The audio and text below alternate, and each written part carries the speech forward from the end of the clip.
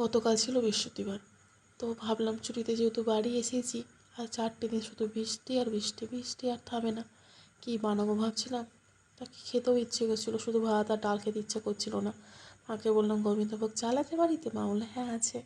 তাতে ছিল সোনামুগ ডালও ছিল। সোনামুগ ডালটা নিয়ে তো একটা কম্বিনেশন তৈরি করাই যাক। আর বাদলার বাজার সেরকম তো কোনো ভেজিটেবলস পাইনি, তাই সোনামুগ ডালটাকে এখানে শুকনো করে ভেজে নিয়েছিলাম হালকা করে। আর একটু গাজর ছিল বাড়িতে, গাজর আলু দিয়ে একটু হালকা করে ভেজে নিয়ে আমরা চালগুলো দিয়ে দেবো। চালগুলো ধুয়ে নিয়েছিলাম, চালগুলো দিয়ে আমরা সেদ্ধ করতে বসিয়ে দেবো ততক্ষণে। আর ওদিকে দেখুন প্রকৃতিটা কি মানে ভার করে এসছে, শুধু বৃষ্টি আর বৃষ্টি, একটু তো থামলে ভাই। আর দেখুন 4টে দিনে শুধু বৃষ্টি। আর এদিকে দেখুন মশলা তো করতেই হবে, মশলা না আনলে তো খিচুড়ি জমবে না। তো চলো এদিকে মশলার মধ্যে আমরা তেল গরম করে নিয়ে পাঁচ ফোড়ন দিয়ে মশলাটাকে আদা জিরে কাঁচা লঙ্কা পেস্ট দিয়ে একটু হলুদ গুঁড়ো আর একটু লঙ্কা গুঁড়ো দিয়ে ভালো করে মশলাটাকে কষিয়ে নিয়েছিলাম।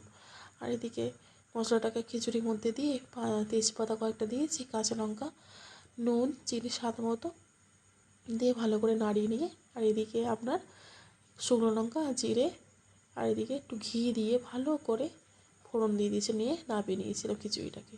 শুধু খিচুড়িতে চলবে না, তার সাথে কিছু তো পটলই নালে কুমড়িতে চাই, তাই না?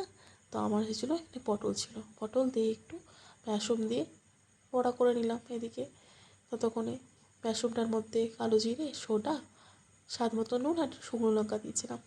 আপনারা চাইলে একটু আদাও দিতে পারেন, খুব সুন্দর টেস্ট হয় কিন্তু।